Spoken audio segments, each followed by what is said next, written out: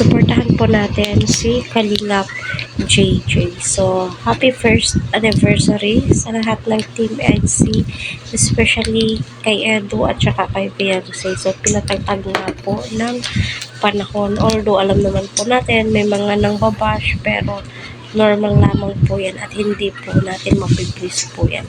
Ang sa atin lang, ay mas suportahan po natin sila at huwag po tayo papatinag sa mga bashers na gumagawa po ng issue, kasi kung magpapatinag po tayo, di po yan totoo na supporters tayo ng NC. So, napakaganda ni Beyonce dito, yan, ang ganda po niya, napakasimple po niya at kita naman po natin na walang kaarte-arte.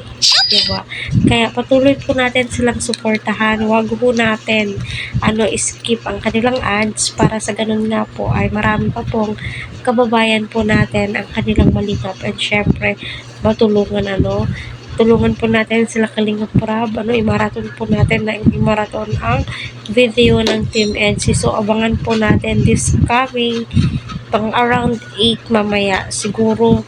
May upload na po itong sila Kalingap Prab kasi may bulong na po si Kuya Niel at saka si Dr. Love to. So, abangan po natin iyon. So, grabe napakalayo na po na narating ng Team EDC. So, isang taon na nga po, mahigit, or isang taon, na sila ay magkasama, mga advices, ay makikita naman po natin napaka-legit yung pinapakita po nila sa atin. Yung tipong nakaka-excite sa pang-araw-araw, di ba? Sila po yung stress reliever po natin. Kaya, wag po tayong papatinag sa mga taong pinupuna or tinitignan lamang po yung pagkakamali ng EDC. Pagkos, suportahan po natin sila kasi I'm so happy. Kasi nga, first anniversary na po nila, diba? Sana all na lamang po talaga. At